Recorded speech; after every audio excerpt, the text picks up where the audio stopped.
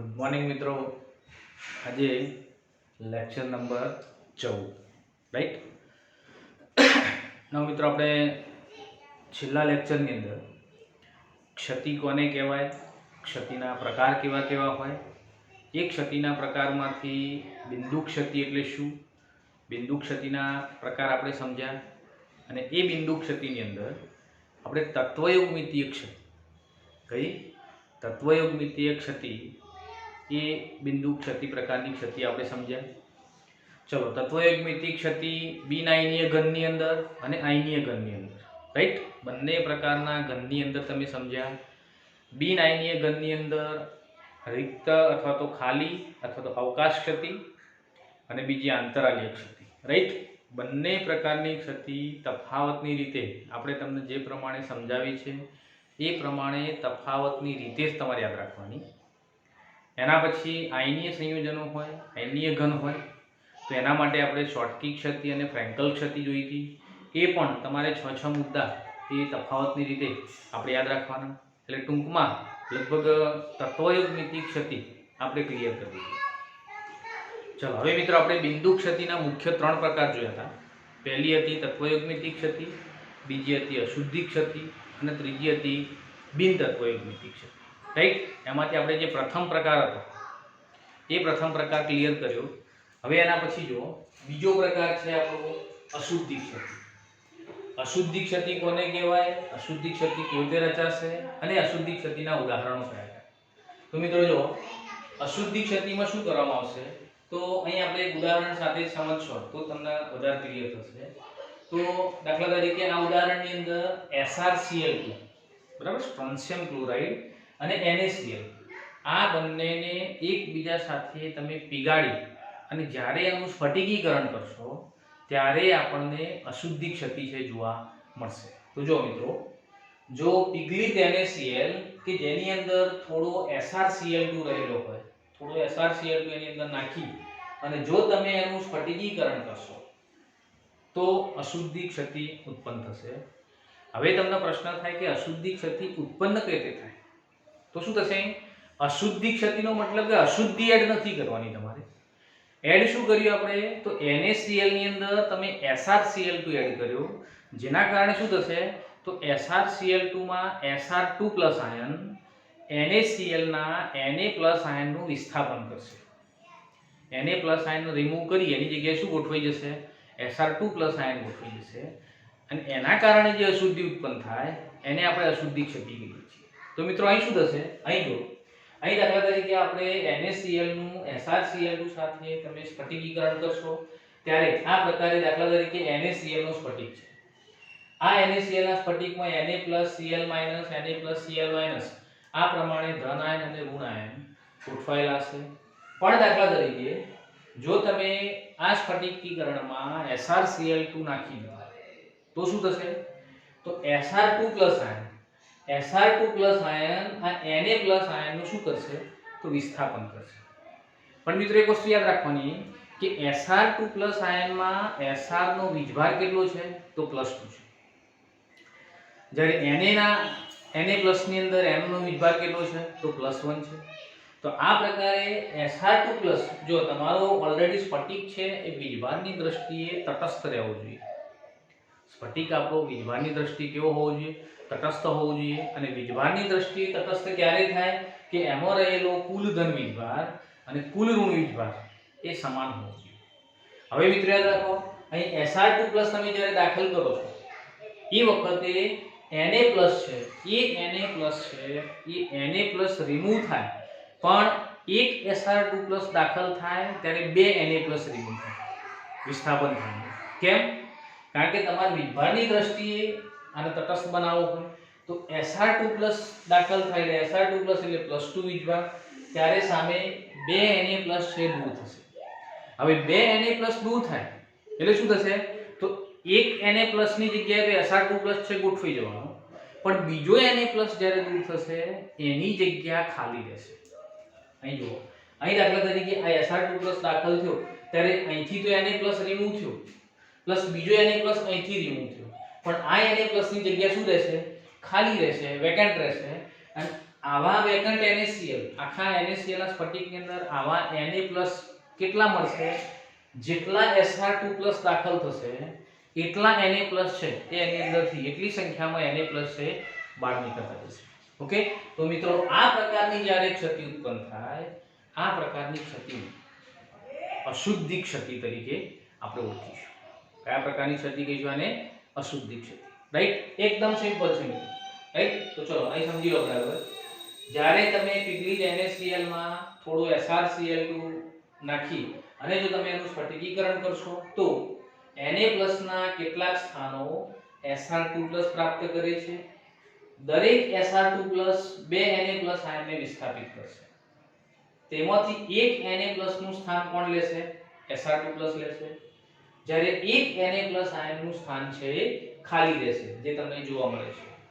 ચલો, આ રીતે ઉત્પન્ન થયેલા ધન આયનીય રિક્ત સ્થાનોની સંખ્યા, રિક્ત એટલે ખાલી સ્થાનોની સંખ્યા Sr2+ આયનની સંખ્યા જેટલી હશે. આ પ્રકારની ક્ષતિને અશુદ્ધિ ક્ષતિ તરીકે આપણે ઓળખીશું. રાઈટ, 2 માર્ક્સનો પ્રશ્ન પૂછાય. અશુદ્ધિ ક્ષતિ એટલે શું? આકૃતિ દોરી અને તમારે કમ્પ્લીટલી સમજાવી દેવાનું.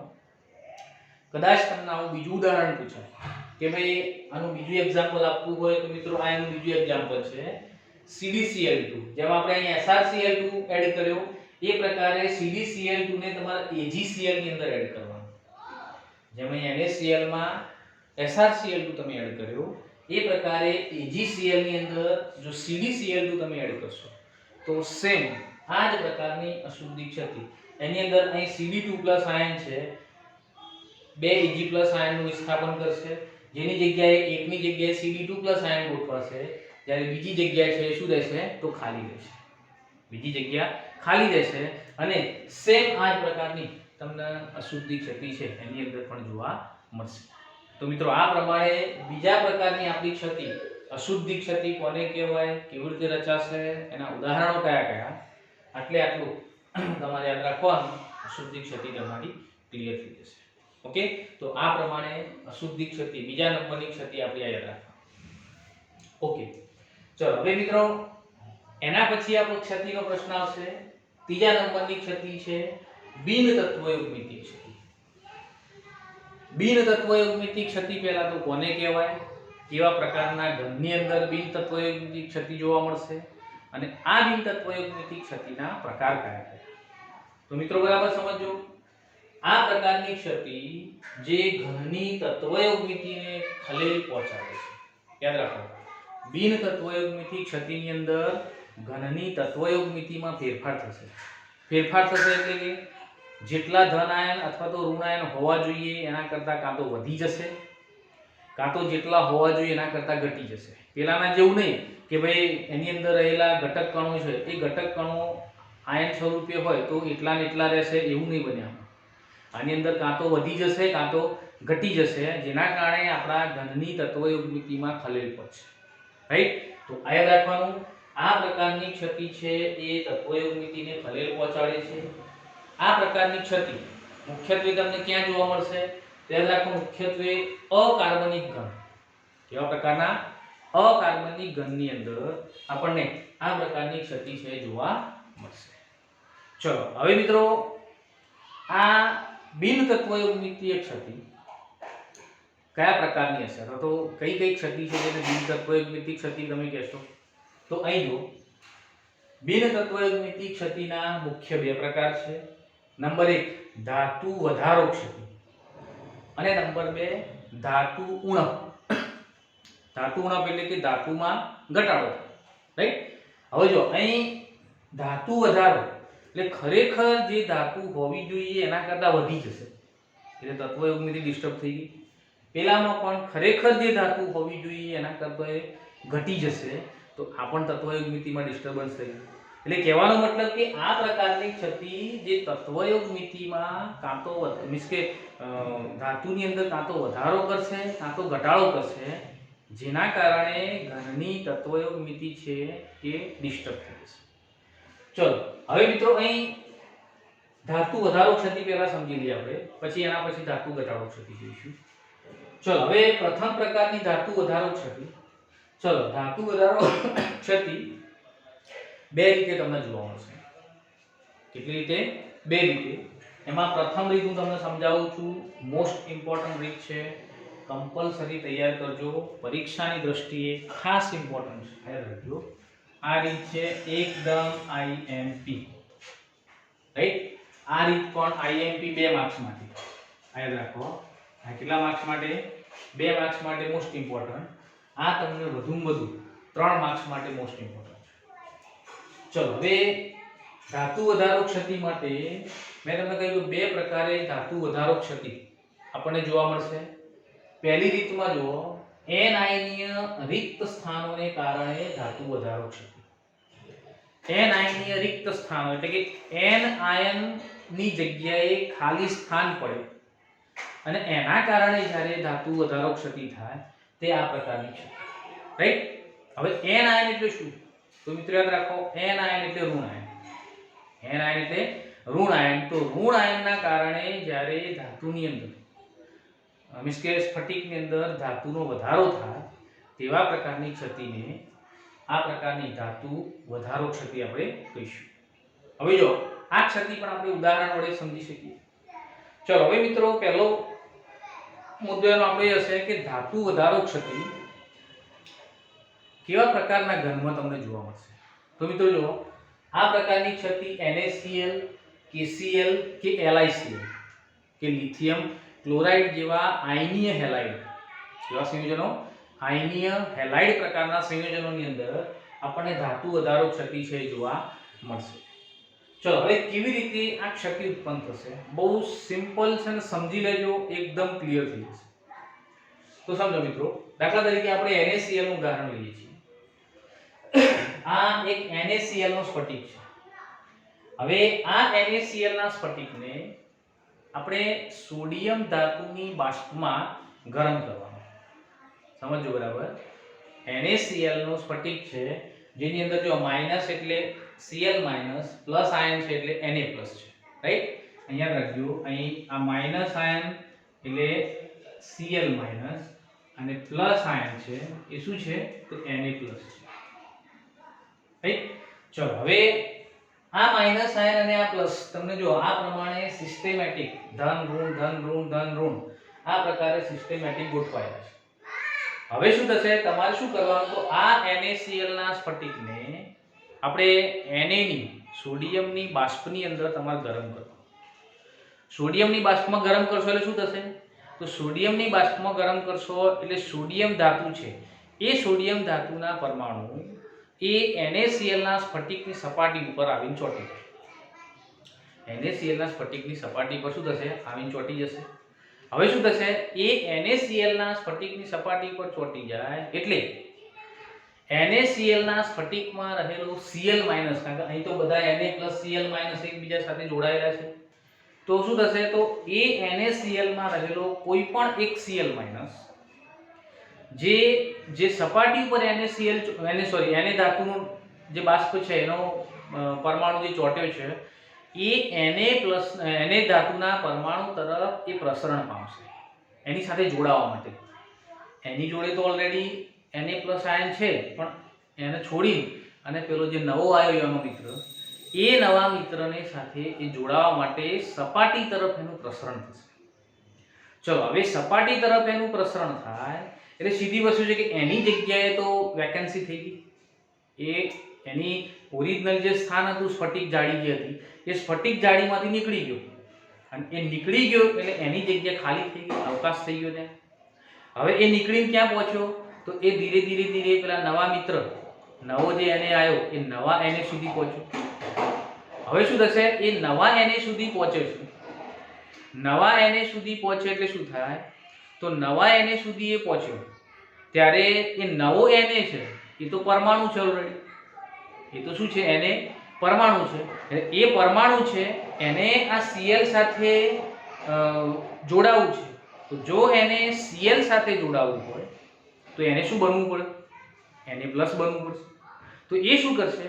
એ Na Cl માઈનસ આયન સાથે જોડાવા માટે એક ઇલેક્ટ્રોન મુક્ત કરી દેશે. એક ઇલેક્ટ્રોન શું કરશે? મુક્ત કરશે અને Na પ્લસમાં રૂપાંતર પામશે. Na પ્લસમાં રૂપાંતર પામશે એટલે Na જે ઇલેક્ટ્રોન મુક્ત કર્યો છે એ ઇલેક્ટ્રોન પેલો Cl જ્યાંથી નીકળ્યો હતો કે જે જગ્યાએ વેકેન્સી બની હતી, આ જગ્યાએ અહીંથી Cl નીકળ્યો હતો, એ જગ્યાએ Na માંથી Na+ બન્યો, એ દરમિયાન Na જે ઇલેક્ટ્રોન મુક્ત કર્યો એ ઇલેક્ટ્રોન અહીં આવીને ગોઠવાઈ જશે. ઇલેક્ટ્રોન ક્યાં ગોઠવાઈ જશે? અહીં આવીને ગોઠવાઈ જાય. આ જગ્યા કે જ્યાં આપણો ઇલેક્ટ્રોન ગોઠવાઈ ગયો, કોની જગ્યાએ? n આયનની જગ્યાએ. n આયન એટલે કે ઋણ આયનની જગ્યાએ ઇલેક્ટ્રોન તમારો ગોઠવાઈ ગયો. આ સ્થાનને F કેન્દ્ર કહેવાય. આ સ્થાનને શું કહેવાય છે? F કેન્દ્ર. F શબ્દ એટલા માટે F સંજ્ઞા આપી છે કે એનું ઇંગ્લિશ નામ ફર્બેન્જેન્ટર થશે. ફર્બેન્જેન્ટર એટલે કે રંગ માટેના કેન્દ્રો. એનો મતલબ શું થશે? જર્મન ભાષામાં આને ફર્બેન્જેન્ટર કહેવાય, એટલે કે રંગ માટેના કેન્દ્રો માટે એને F કેન્દ્ર કહેવાશે. શું કહેવામાં આવશે? F કેન્દ્ર. એટલે અહીં જે Na માંથી Na+ બન્યો એ દરમિયાન Na જે ઇલેક્ટ્રોન મુક્ત કર્યો એ ઇલેક્ટ્રોન આ n આયનની જગ્યાએ, n આયનનું જે ખાલી સ્થાન હતું ત્યાં પહોંચી ગયો. જે ખાલી સ્થાનને જ્યાં ઇલેક્ટ્રોન ગોઠવાયો, કયું કેન્દ્ર કહીશું આપણે? F કેન્દ્ર કહીશું. હવે મિત્રો જો અહીં Cl- જતો રહ્યો. Cl- ક્યાં ગયો? તો સપાટી ઉપર જે પેલો બહારથી Na આવ્યો એ બહારથી Na જોડે જોડાવા માટે જતો રહ્યો. પણ આ Cl- સાથે ઓલરેડી અહીં એક Na+ તો હતો, એ તો નવરો થઈ ગયો. તો એ Na+ છે, એ Na+ છે એ જાળીમાં હવે વધારાનો થઈ ગયો. એ Na+ જાળીમાં શું થઈ ગયો? વધારાનો થઈ ગયો. કારણ કે પેલા તો NaCl પેલા જોડે ભાઈબંધી થઈ ગઈ, તો આમના જોડે તો કોઈ પાર્ટનર રહ્યો નહીં. તો આ Na વધારાનો થઈ ગયો, અને વધારાનો થઈ ગયો માટે શું થયું? તો તમારા સ્ફટિકની અંદર Na ધાતુમાં શું થયું? વધારો થયો. Na ધાતુમાં શું થયું? તો વધારો થયો. અને એ વધારો થયો માટે આ ક્ષતિ જે છે જેને શું કહીશું આપણે? ધાતુ વધારો ક્ષતિ. આ ક્ષતિને આપણે શું કહીશું? ધાતુ વધારો ક્ષતિ.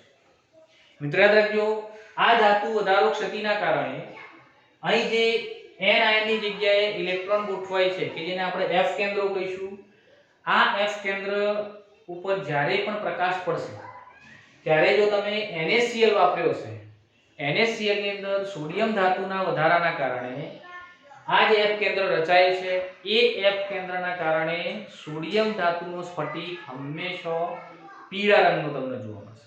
કેવા રંગનો? પીળા રંગનો જોવા મળશે. ચલો, એ જ પ્રકારે જો અહીં તમે KCl પોટેશિયમ ક્લોરાઇડ અને એની અંદર જો પોટેશિયમનો વધારો થયો હોત તો એ પોટેશિયમ ક્લોરાઇડનો સ્ફટિક છે એ જાંબલી રંગનો જોવા મળ્યો હોત. કદાચ આ સંયોજન છે એ LiCl હોત, લિથિયમ ક્લોરાઇડ હોત, અને એની અંદર લિથિયમ ધાતુનો જો વધારો તમને અહીં જોવા મળ્યો હોત. સેમ પેટર્ન છે રાખો, બધાની અંદર એક જ કથા કરવાની. LiCl હોય તો અહીંથી Cl- સપાટી પર Li જે નવો આવીને ચોટ્યો છે એની સાથે જોડાવા માટે પ્રયત્ન કરશે, રાઈટ? એ અહીંથી જશે એટલે અહીં એક બીજો Li+ છે નવરો થઈ જાય, જેના કારણે તમારી ધાતુમાં વધારો થશે. તો એ પ્રમાણે જો LiCl હોય અને જો Li+ માં વધારો થઈ ગયો હોય તો એના કારણે એનો રંગ છે એ તમને ગુલાબી જેવો રંગ આપણને જોવા મળે. કેમ આવું જોવા મળે? રંગ કેમ જોવા મળે? તો મિત્રો શું થયું?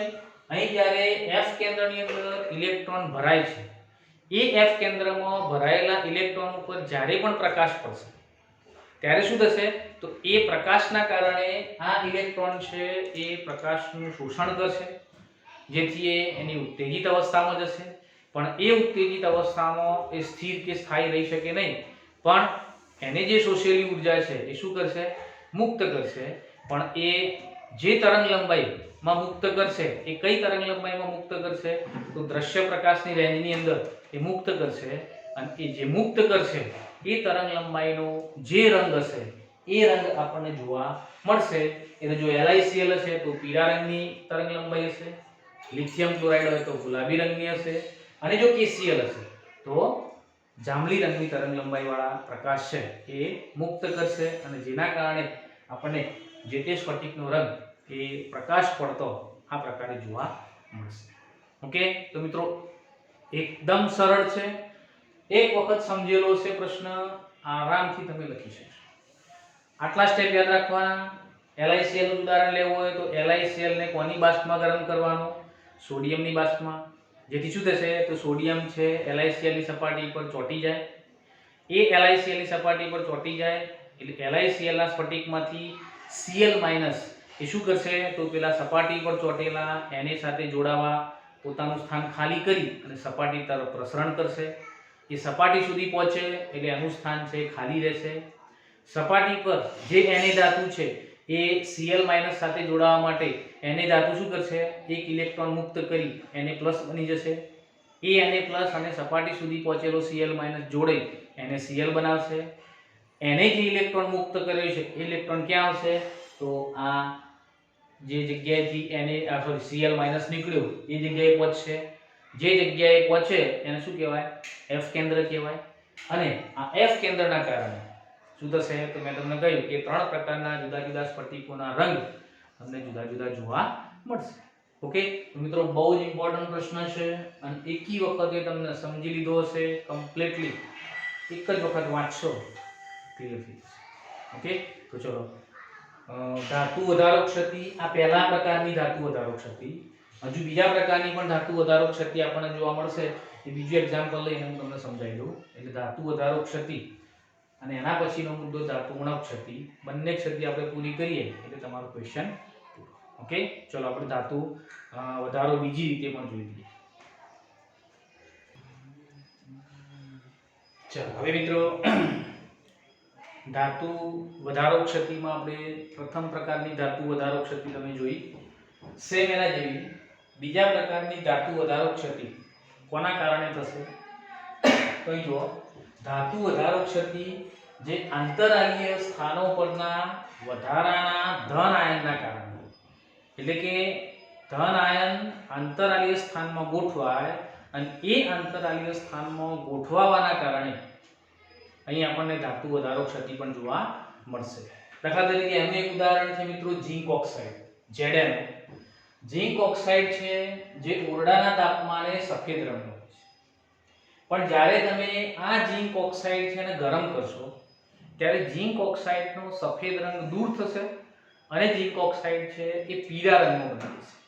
કેમ એવું થાય તો મિત્રો અહીં જુઓ જ્યારે તમે એને ગરમ કરશો ત્યારે ઓક્સિજન દૂર થશે. ઓક્સિજન દૂર થવાના કારણે કયા રંગમાં ફેરવાશે તો એ પીળા રંગમાં ફેરવાશે. દાખલા તરીકે જુઓ Zn ને આપણે ગરમ કરીશું ત્યારે Zn2+ આયનમાં રૂપાંતર પામશે, ઓક્સિજન રિમૂવ થશે અને બે ઇલેક્ટ્રોન છે મુક્ત થઈ જશે. હવે અહીં શું થશે અહીં ZnO માંથી Zn2+ આયનમાં કન્વર્ઝન થઈ ગયું. હવે ZnO એ સંયોજન હતું, Zn2+ આયનમાં રૂપાંતર પામી ગયો, એ પણ ધન આયન બની ગયો, જેથી એનું કદ શું થઈ જાય એકદમ નાનું. આપણે આગળ સમજાય છે ધન આયનનું કદ હંમેશા નાનું હોય. એટલે આ જે ધન આયન બન્યો એ ધન આયન ZnO ના સ્ફટિકની અંદર આંતરાલીય સ્થાનની અંદર એ ગોઠવાઈ જશે. કારણ કે સાઈઝ નાની થઈ જાય એટલે ZnO ના સ્ફટિકમાં Zn2+O2- આયન ના જે સ્ફટિકની અંદર વચ્ચે જે આંતરાલીય સ્થાન હશે એ આંતરાલીય સ્થાનમાં Zn2+ આયન છે ગોઠવાઈ જશે, જેથી તમારા સ્ફટિકની અંદર ખરેખર જે ZnO માં Zn2+ આયનની હાજરી હતી એના કરતા આંતરાલીય સ્થાનમાં Zn2+ આયન ગોઠવાઈ જવાના કારણે Zn2+ આયનની જે સંખ્યા છે એ સંખ્યા શું થશે તો વધી જશે. અને વધી જવાના કારણે આપણે એવું કહી શકીએ કે આખા સ્ફટિકની અંદર ધાતુમાં શું થયું તો વધારો થયો. સ્ફટિકની અંદર ધાતુમાં વધારો થયો તો આ ત્યારે જે ક્ષતિ ઉત્પન્ન થાય તે ક્ષતિને ધાતુ વધારો ક્ષતિ આપણે કહીશું. હવે જો મિત્રો જ્યારે પણ આ પ્રકારની ધાતુ વધારો ક્ષતિ તમને જોવા મળશે ત્યારે Zn2+ આયનમાં રૂપાંતર થયા પછી આપણને જે Zn નું અણુસૂત્ર છે એ અણુસૂત્ર તમને આ પ્રકારે જોવા મળશે. આમ શું થાય કે Zn ની અંદર એક Zn છે અને એક ઓક્સિજન છે, પણ જ્યારે તમે એને ગરમ કરશો એટલે Zn2+ આયનની સંખ્યા વધી જાય. એટલે આને જો Zn1+x, જો x બરાબર શું તો આ વધારાનો Zn શું આવશે વધારાનો Zn2+. એ વધારાનો Zn2+ જ્યારે તમને એની અંદર વચ્ચેના અંતરાલીય સ્થાનમાં ગોઠવાય અને જ્યારે ધાતુ વધારો ક્ષતિ તમને જોવા મળશે ત્યારે Zn નું અણુસૂત્ર આ પ્રકારે આપણે લખી શકીએ. રાઈટ, કે જેમાં x બરાબર શું, તો અંતરાલીય સ્થાનમાં ગોઠવાયેલા Zn2 પ્લસ આયનો છે. ઓકે, ચલો હવે આ પ્રકારે Zn2 પ્લસ અંતરાલીય સ્થાનમાં ગોઠવાય, સાથે સાથે આ બે ઇલેક્ટ્રોન છે, એ બે ઇલેક્ટ્રોન પણ એ Zn2 પ્લસ જે જગ્યાએ ગોઠવાયો હોય એની બાજુના સ્થાનમાં આ બે ઇલેક્ટ્રોન છે એ ગોઠવાશે, અને જેના કારણે આપણને આ Zn નો રંગ છે એ કેવો જોવા મળશે, તો પીળા રંગનો રંગ આપણને જોવા મળશે. તો મિત્રો અહીં શું થયું, અહીં n આયનીય સ્થાનની જગ્યાએ શું ઉમેરાઈ ગયું, Zn2 પ્લસ આયન, બરાબર, એટલે કે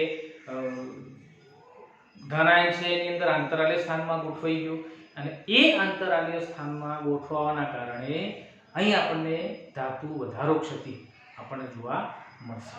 તો બીજી ધાતુ વધારો ક્ષતિ આપણને આ પ્રમાણે પૂછાશે.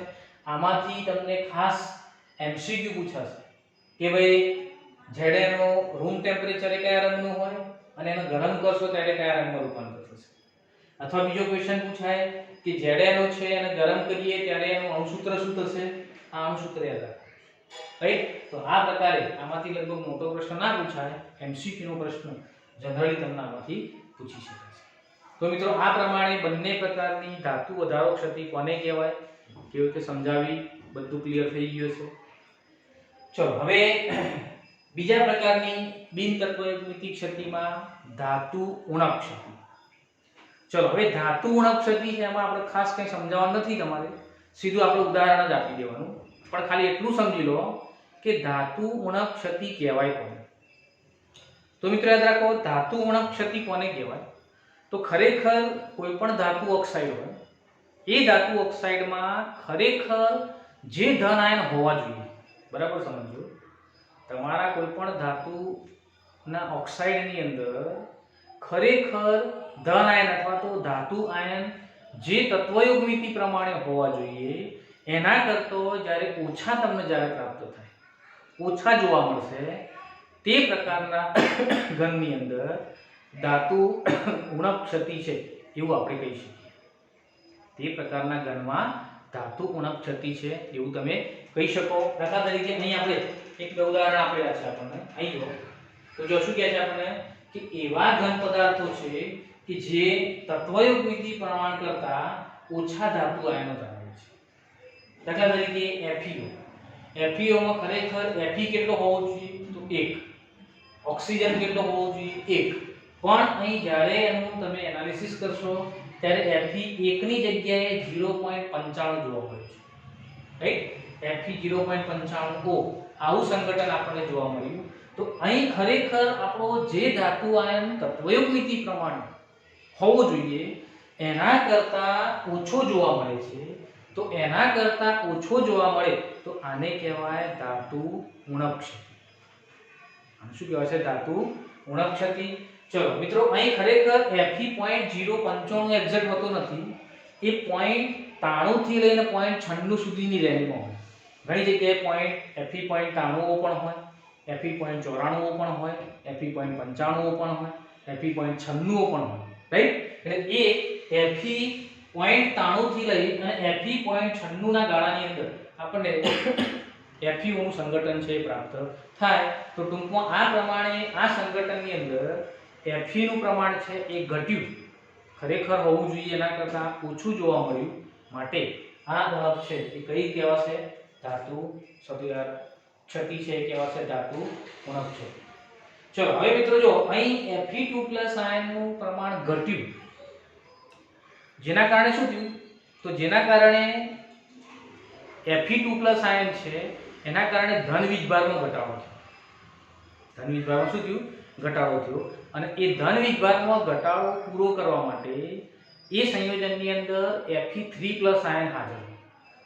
એની અંદર Fe2+ તો ઓલરેડી હોય, સાથે સાથે કેટલાક આયનો Fe3+ ના પણ અંદર હાજર હોય, અને એ Fe3+ ના આયનો આ જે ધન વીજભારનો ઘટાડો તમને જોવા મળ્યો એ ધન વીજભારનો ઘટાડો Fe3+ આયનો વડે પૂરો થશે, રાઈટ. એટલે કે એ Fe3+ આયનો Fe2+ આયનના ધન વીજભારના ઘટાડાને સરભર કરશે.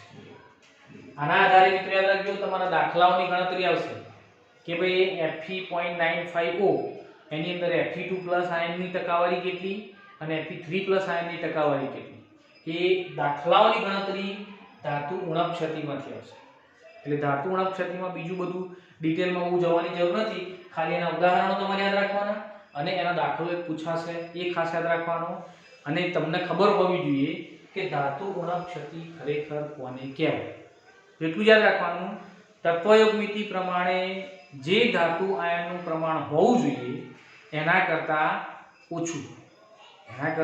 ઓછું હોય તે પ્રકારના ઘનની અંદર કઈ ક્ષતિ જોવા મળશે? ધાતુ ઉણપ ક્ષતિ. ઓકે, તો મિત્રો ચલો આ પ્રકારે ત્રણ પ્રકારની ક્ષતિ, તત્વયોગમિતિ ક્ષતિ, અશુદ્ધિ ક્ષતિ અને બિન તત્વયોગમિતિ ક્ષતિ, ત્રણ પ્રકારની ક્ષતિ કમ્પ્લીટ થઈ ગઈ. મોસ્ટ ઇમ્પોર્ટન્ટ ક્વેશ્ચન છે, ત્રણેમાંથી કોઈ પણ ક્ષતિ તમને પૂછી શકશે, રાઈટ? એટલે એકદમ પરફેક્ટલી તૈયાર કરી દેજો. આમાંથી થિયરી નહીં પૂછાય, આમાંથી દાખલો અને એમસીક્યુ પૂછાશે. અને જે આગળની ક્ષતિ આપણે જે જોઈ એ બધામાંથી તમને થિયરીનો પ્રશ્ન પૂછી શકાશે. ચલો હવે ક્ષતિ પૂર્ણ કર્યા પછી મિત્રો આમ તો સીબીએસસી ની જે બુક છે અને સીબીએસસી ના જે 30% સિલેબસનું જે રિડક્શન આવ્યું છે એ રિડક્શનની અંદર પાછળના જે મુદ્દાઓ છે એ બધા જ કાઢી નાખ્યા છે. આની પાછળનું જે ધાતુ, અર્ધધાતુ કે અધાતુમાં વિદ્યુતનું વહન, અર્ધધાતુમાં પ્રકાર કયા હોય, અર્ધધાતુની ઉપયોગિતા શું છે, ચુંબકીય ગુણધર્મો ધરાવતા પદાર્થો કયા છે, એ બધું જ સીબીએસસી એ પોતાના સિલેબસમાંથી રિડ્યુસ કરી દીધું છે. છતાં પણ હું તમને એ મુદ્દા પણ ચર્ચા કરી લઉં છું, ક્યાંક આપણા બોર્ડની અંદર રિડક્શન ના થાય અને તમને ગુજકેટ કે નીટમાં, કારણ કે જો સીબીએસસી બોર્ડમાં કદાચ ઘટાડ્યું છે પણ કદાચ નીટમાં એમાંથી પ્રશ્ન આવે તો તમને એના વિશે કોઈ પ્રોબ્લેમ ના થાય, તો એ પણ હું સાથે લઈ લઉં છું. બાકી એકચ્યુઅલી આપણા સિલેબસમાંથી આટલું કેન્સલ થઈ ગયું છે, રાઈટ? ઓકે, તો ચલો એના પાછળનો આપણો મુદ્દો છે વિદ્યુતીય ગુણધર્મો. હવે જો વિદ્યુતીય ગુણધર્મો આટલા સુધી ક્ષતિ પૂરી મિત્રો, રાઈટ? ક્ષતિનો મુદ્દો ક્લિયર. હવે ધાતુ પદાર્થોની અંદર વિદ્યુતનું વહન તમારે સમજવાનું છે. તો ધાતુ પદાર્થમાં વિદ્યુતના વહન માટે વિદ્યુતીય ગુણધર્મો તમને કેવી રીતે જોવા મળશે? તો મિત્રો યાદ રાખો, કોઈ પણ ઘન પદાર્થ છે એ વિદ્યુતનું વહન કરશે કે નહીં, અથવા તો એ વિદ્યુતીય રીતે સુવાહક છે, અવાહક છે કે અર્ધવાહક છે, આ તમે કોના આધારે નક્કી કરશો? તો આ વસ્તુ એની અંદર વિદ્યુતનું વહન કેવું થાય છે, કેવું એટલે કે એની રેન્જ હોય, એ રેન્જની અંદર એની વાહકતા જે છે, એની વિશિષ્ટ વાહકતા એ રેન્જમાં છે. જો એ રેન્જમાં છે તો એ પદાર્થનું વર્ગીકરણ એ પ્રમાણે કરવામાં આવે છે. ઓકે, તો મિત્રો યાદ રાખો, અહીં કોઈ પણ ઘન પદાર્થ હોય, કોઈ પણ ઘન પદાર્થની અંદર વાહકતાની રેન્જ કેટલાથી કેટલા સુધીની છે આ યાદ રાખજો ખાસ. ઘન પદાર્થોમાં વાહકતાની રેન્જનો ગાળો 10⁻20 થી 10⁻7 ઓમ ઇનવર્સ મીટર ઇનવર્સ જેટલું છે. 10⁻20 થી 10⁻7 ઓમ ઇનવર્સ મીટર ઇનવર્સ જેટલું છે. જેના આધારે ઘન પદાર્થોનું 3 પ્રકારના પદાર્થોમાં વર્ગીકરણ થાય. પહેલું છે વાહકો, અવાહકો અને અર્ધવાહકો.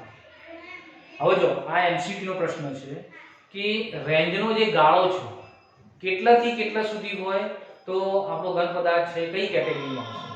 તો યાદ રાખો, જે ઘન પદાર્થો 10⁻4 થી 10⁻7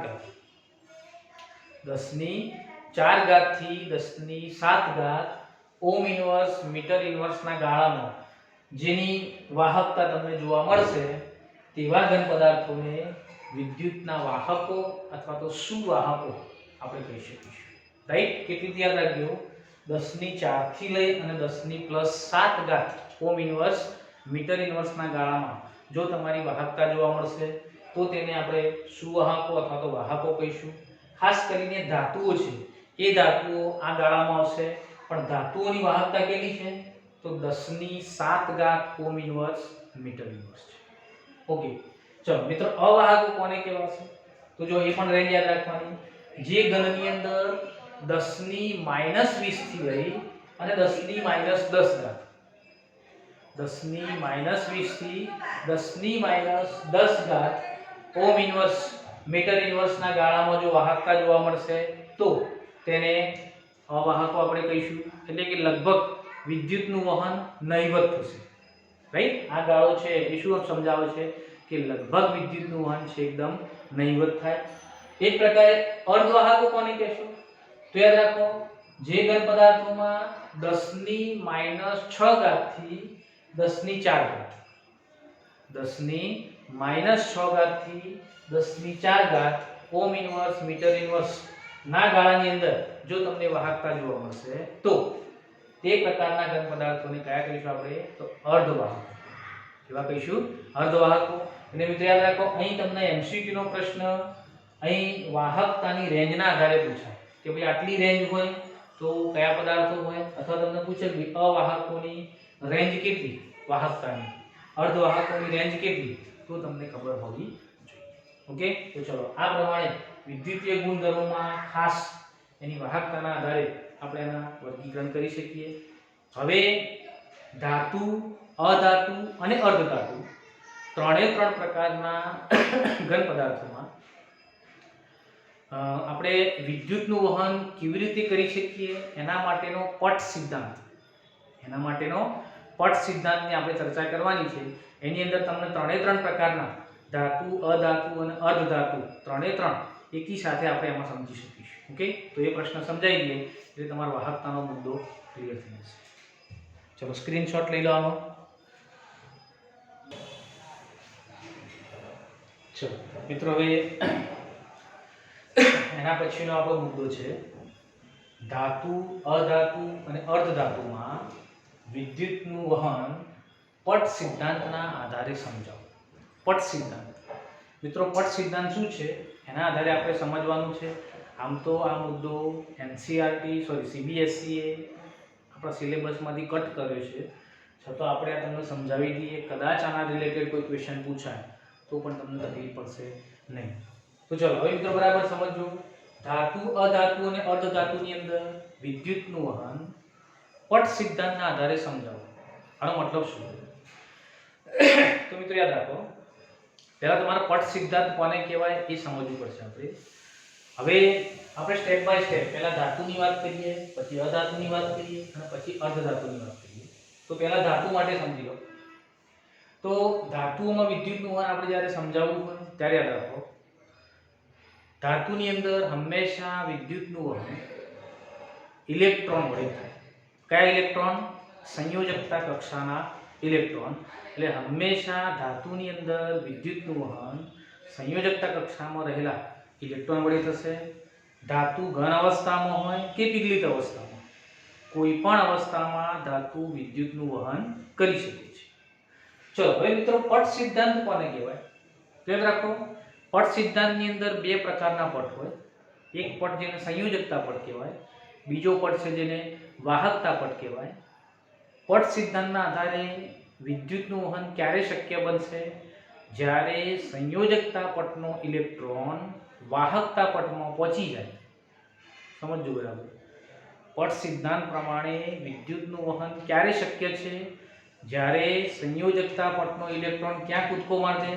વાહકતા પટમાં કૂદકો મારી દે તો સમજવાનું કે વિદ્યુતનું વહન શક્ય છે.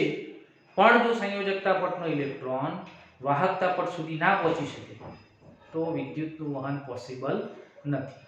તો અહીં મિત્રો યાદ રાખો, ધાતુ, અધાતુ અને અર્ધધાતુમાં કેવી રીતે ઇલેક્ટ્રોન છે એ વિદ્યુતનું વહન કરી શકશે તો સમજો બરાબર. તો પહેલા આપણે ધાતુની વાત કરીએ. તો ધાતુ ઘન તેમજ પીગલિત અવસ્થામાં વિદ્યુતનું વહન કરશે. કોણ જવાબદાર છે? યાદ રાખો, ધાતુઓની વિદ્યુત વાહકતા પ્રતિ પરમાણુ મળતા સંયોજકતા ઇલેક્ટ્રોનની સંખ્યા ઉપર આધારિત છે. ચલો હવે મિત્રો યાદ રાખો, ધાતુ પરમાણુની અંદર આપણે અગાઉ પણ ભણ્યા છીએ કે ધાતુ પરમાણુની અંદર પરમાણ્વીય કક્ષકો એકબીજા સાથે સંમિશ્રણ પામે અને આણ્વીય કક્ષકોની રચના કરશે. કોની? આણ્વીય કક્ષકોની. આ પરમાણ્વીય કક્ષકો અને આણ્વીય કક્ષકો એ બંનેની ઊર્જાનો તફાવત ખૂબ ઓછો હોય અને ખૂબ ઓછો હોવાના કારણે આ બંને કક્ષકોની ઊર્જા છે એકબીજા સાથે સંમિશ્રિત થઈ અને એક પટની રચના કરશે, જે પટને સંયોજકતા પટ કહેવાય છે. જે પટને શું કહેવામાં આવશે? સંયોજકતા પટ, અને એની અંદર સંયોજકતા ઇલેક્ટ્રોન હાજર હશે. એની અંદર સંયોજકતા ઇલેક્ટ્રોન છે હાજર હશે. ચલો હવે મિત્રો યાદ રાખો, સંયોજકતા પટની ઉપર વાહકતા પટ આવેલો. સંયોજકતા પટની ઉપર કયો પટ હોય? વાહકતા પટ. દાખલા તરીકે અહીં જો તમને જોવા મળશે, નીચે મેં તમને જે ગ્રીન જેવી લાઇનિંગ દેખાય છે આને સંયોજકતા પટ કહીશું આપણે, અને એની ઉપર જે ખાલી દેખાય છે તમને એ શું છે? તો વાહકતા પટ. યાદ રાખો મિત્રો, સંયોજકતા પટ અને વાહકતા પટ એ બંને વચ્ચે ગેપ હોય, જે ગેપને શક્તિ ગેપ કહેવાય. જે ગેપને કઈ ગેપ કહેવાશે? તો શક્તિ ગેપ કહેવાશે. હવે જો, હવે ધાતુઓની અંદર કેવું હોય? ધ્યાન રાખજો મિત્રો, ધાતુઓની અંદર હંમેશા વાહકતાનો આધાર કોના ઉપર છે? તો વાહકતાનો આધાર આ બંનેની ગેપ ઉપર છે. હવે યાદ રાખો, ધાતુઓની અંદર સંયોજકતા પટ અને વાહકતા પટ એકબીજા સાથે ઓવરલેપિંગ કરેલા છે, એટલે કે એકબીજા સાથે સંમિશ્રણ પામેલા છે, એકબીજામાં વ્યાપ્ત થયેલા ધાતુઓ માટે. અહીં જો તમને જોવા મળશે કે આ ધાતુની અંદર ઉપરનો વાહકતા પટ અને નીચેનો સંયોજકતા પટ એકબીજામાં વ્યાપ્ત થયેલા છે, અને એ એકબીજામાં વ્યાપ્ત થયેલા હોવાના કારણે શું થશે? તો સંયોજકતા પટના ઇલેક્ટ્રોન વાહકતા પટમાં સરળતાથી પહોંચી જાય. યાદ રાખો, વાહકતા પટ છે ખાલી હોય, સંયોજકતા પટની અંદર સંયોજકતા ઇલેક્ટ્રોન હોય, પણ વાહકતા પટ કેવો હોય? ખાલી હોય. જો સંયોજકતા પટના ઇલેક્ટ્રોન વાહકતા પટમાં પહોંચી જાય તો જ વિદ્યુતનું વહન શક્ય છે. અને મિત્રો યાદ રાખો, અહીં ધાતુ પરમાણુમાં સંયોજકતા પટ અને વાહકતા પટ એકબીજા સાથે ઓવરલેપ થયેલા હોય, અને એ ઓવરલેપિંગના કારણે સરળતાથી સંયોજકતા ઇલેક્ટ્રોન છે એ વાહકતા પટની અંદર ઈઝીલી પહોંચી જાય, અને સરળતાથી પહોંચી જાય છે માટે ને માટે ધાતુઓ હંમેશા વિદ્યુતનું વહન કરી શકશે. ધાતુઓ વિદ્યુતની સુવાહક હશે. ધાતુઓ વિદ્યુતની સુવાહક હોવાનું કારણ આ છે કે ધાતુમાં સંયોજકતા પટ અને વાહકતા પટ વચ્ચે શક્તિ ગેપ છે એ લગભગ જોવા મળતી નથી. બંને પટ એકબીજા સાથે ઓવરલેપ થયેલા છે, અને એ ઓવરલેપિંગના કારણે સંયોજકતા પટનો ઇલેક્ટ્રોન સરળતાથી વાહકતા પટમાં પહોંચી જાય. સરળતાથી પહોંચી જવાના કારણે ધાતુઓ વિદ્યુતનું સરળતાથી વહન કરી શકશે, માટે ધાતુઓ વિદ્યુતની સુવાહક છે. ચલો અધાતુની વાત કરો તો મિત્ર યાદ રાખો, અહીં તમને અધાતુના બંને પટ આપેલા છે. તો અધાતુની અંદર નીચેનો પટ સંયોજકતા પટ છે, ઉપરનો પટ છે વાહકતા પટ છે. પણ મિત્રો જો, અધાતુમાં સંયોજકતા પટ અને વાહકતા પટ વચ્ચે અંતર વધુ છે. એનો મતલબ એ કે શક્તિ ગેપ છે એ શક્તિ ગેપ કેવી છે? વધુ છે. અને આ વધુ શક્તિ ગેપ હોવાના કારણે અધાતુના સંયોજકતા પટમાં રહેલો ઇલેક્ટ્રોન કૂદકો મારી કદી પણ વાહકતા પટ સુધી પહોંચી શકતું નથી. વાહકતા પટ સુધી એ નોર્મલ ટેમ્પરેચરે પહોંચી શકતું નથી, અને જો આ વાહકતા પટ સુધી ના પહોંચી શકે તો યાદ રાખવાનું કે અધાતુઓ લગભગ વિદ્યુતનું વહન કરી શકતી નથી, અથવા એની વિદ્યુત વાહકતા એકદમ ઓછી છે એવું આપણે કહી શકીએ. ઓકે, તો મિત્રો શા માટે અધાતુઓ વિદ્યુતની અવાહક છે? એનું કારણ આ શક્તિ ગેપ છે. જેટલી શક્તિ ગેપ વધુ એટલું સમજવાનું કે વિદ્યુતનું વહન શક્ય નથી. ચલો અર્ધધાતુમાં શું થશે? તો મિત્રો અર્ધધાતુની તમે આકૃતિ જોઈ શકો છો. અર્ધધાતુમાં શું થાય? તો અર્ધધાતુમાં પણ નીચે સંયોજકતા પટ છે, ઉપર વાહકતા પટ છે. હવે અર્ધધાતુમાં બંને વચ્ચેનું શક્તિ ગેપનું મૂલ્ય એ અધાતુ કરતા ઓછું અને ધાતુ કરતા વધુ હશે. અધાતુ કરતા શક્તિ ગેપનું મૂલ્ય ઓછું અને ધાતુ કરતા વધુ હશે. અને એટલા માટે શું થશે? એટલા માટે અહીં સંયોજકતા પટનો ઇલેક્ટ્રોન એ સરળતાથી વાહકતા પટમાં ના કૂદી શકે. હા, કેટલાક ઇલેક્ટ્રોન કદાચ રૂમ ટેમ્પરેચરે ખૂબ ઓછા ઇલેક્ટ્રોન એ વાહકતા પટ સુધી પહોંચી શકે, માટે અર્ધધાતુની રૂમ ટેમ્પરેચરે અર્ધધાતુની વાહકતા ખૂબ ઓછી છે. ખૂબ ઓછી કેમ? કારણ કે ખૂબ જ ઓછા ઇલેક્ટ્રોન છે, કૂદકો મારીને ઉપર જઈ શકે છે.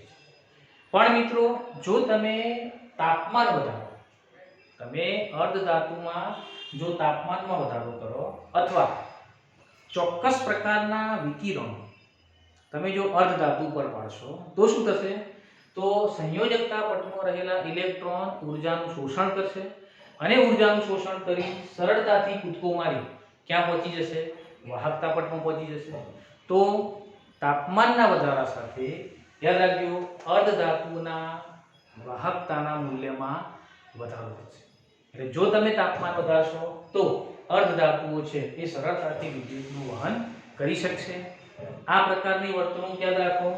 સિલિકોન, જર્મેનિયમ આ પ્રકારની જે ધાતુઓ છે એની અંદર આપણને આ પ્રકારની વર્તણૂક જોવા મળશે અને માટે આવા જે અર્ધવાહકો છે જેને આંતરિક વાહકો કહેવામાં આવશે ને આંતરિક વાહકો તરીકે આપણે એને ઓળખીશું. ઓકે, તો મિત્રો આ પ્રમાણે પટ સિદ્ધાંત, આના પટ સિદ્ધાંત કહેવાય. પટ સિદ્ધાંતના આધારે આપણે ધાતુ, અધાતુ કે અર્ધધાતુમાં વિદ્યુતનું વહન કેવી રીતે કરી શકાય આપણે પટ સિદ્ધાંતના આધારે આ વસ્તુ સમજાવીશું. ઓકે, તો મિત્રો આજના લેક્ચરમાં આપણે આટલા રાખીશું. હજુ આવતીકાલે અર્ધધાતુની અંદર પણ એના ટાઈપ્સ આવશે, એ પણ આપણે સમજીશું. અને છેલ્લો મુદ્દો આપણો કે ચુંબકીય ગુણધર્મો ધરાવતા પદાર્થોનું વર્ગીકરણ, એટલે તમારું થિયરીનું ચેપ્ટર પૂરું થઈ જશે આખું. કેટલાક એક્ઝામ્પલ્સ છે એ આની અંદરના એ પણ આપણે કેલ્ક્યુલેટ કરીએ એટલે લગભગ આપણું આખું ચેપ્ટર પૂરું. ઓકે, ચલો સ્ક્રીનશોટ લઈ લો. Thank you. આજનું લેક્ચર પૂરું.